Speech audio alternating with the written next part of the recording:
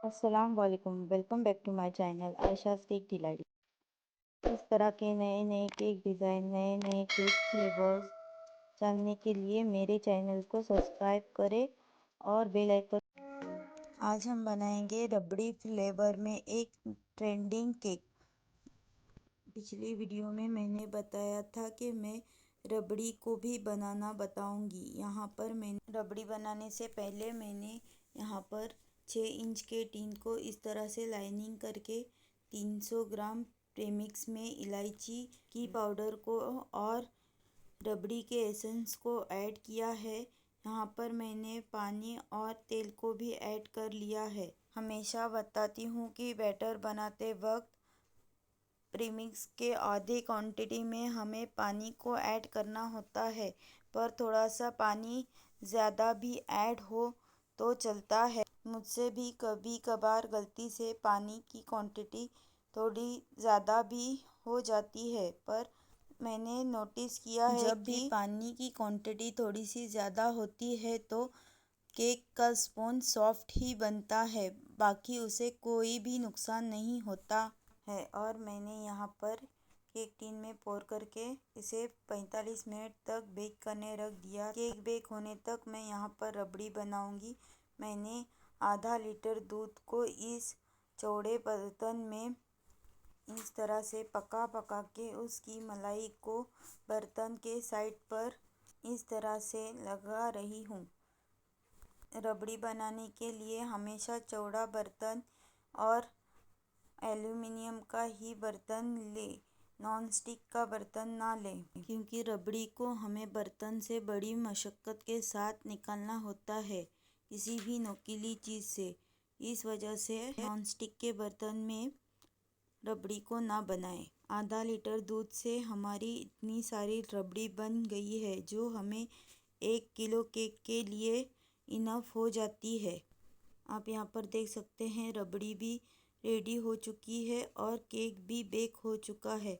इस केक को मैंने टीन से गरम गरम ही निकाल लिया है। लाइनिंग साइड से लगाने की वजह से आसानी के साथ केक टीन से निकल कर आता है। यहाँ पर मैं इलायची की पाउडर और रबड़ी एसन को रबड़ी में ऐड कर रही हूँ।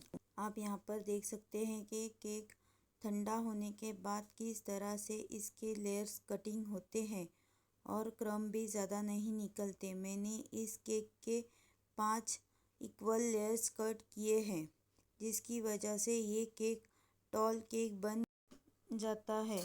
यहाँ पर मैंने केक को सोक करने के लिए रबड़ी को ही दूध में ऐड किया है। केक की फिलिंग के लिए भी मैंने क्रीम में ही रबड़ी को ऐड किया है और इस तरह से बीटर से फिर से मैंने इसे बीट कर लिया है। केक बोर्ड पर इस तरह से क्रीम लगाने की वजह से केक बोर्ड से सरकता नहीं है।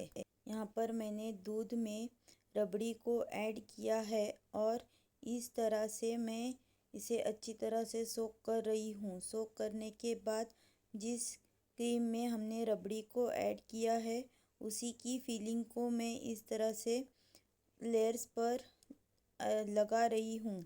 क्रीम को लगाने के बाद हम इस पर एक लेयर रबड़ी का और कुछ बादाम काजू को इस तरह से स्प्रिंकल कर लेंगे। सेम मेथड से मैं बाकी के लेयर्स को भी अरेंज कर रही हूँ। ये केक मेरा लगभग 1300 ग्राम का हुआ था, क्योंकि रबड़ी का वेट अलग से होता है। यहाँ पर मैंने इस डिज़ाइन को फर्स्ट टाइम ही बनाया है।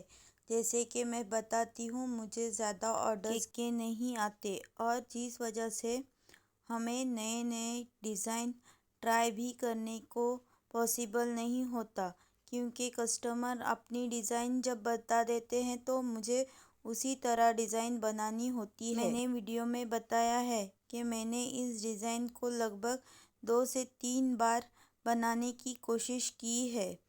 मैंने ये इसलिए शेयर किया है कि कोई भी डिज़ाइन फर्स्ट टाइम ही नहीं बनती और ऐसा भी नहीं कि हमसे वो बन ही नहीं सकती।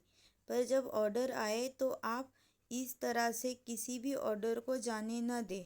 एक बार बिगड़ेगी, 2 बार बिगड़ेगी, पर बिगड़ कर ही हम सीख सकते हैं।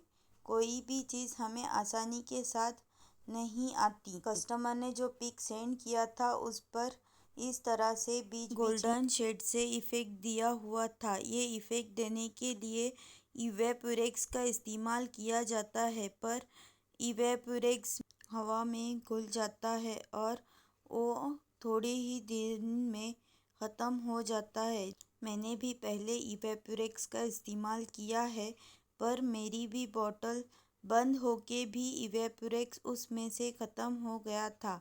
इसलिए मैंने फिर इस तरह से गोल्डन डस्ट और ऑयल को मिक्स करके मैंने इस तरह से उस पर डिज़ाइन की है। ऑयल का टेस्ट क्रीम में नहीं आता है। एक बात का ख्याल रखें कि अनफ्लेवर्ड ऑयल का ही इस्तेमाल करें और टूथपिक या स्टिक की मदद से इस तरह से हर वेव पर आप गोल्डन शेड को लगाएं। जो पिक मुझे कस्टमर ने शेयर की थी उस पर इस तरह के बटरफ्लाई थे, जो मुझे 80 रुपीज़ में यहाँ पर केक मटेरियल शॉप से मिला है।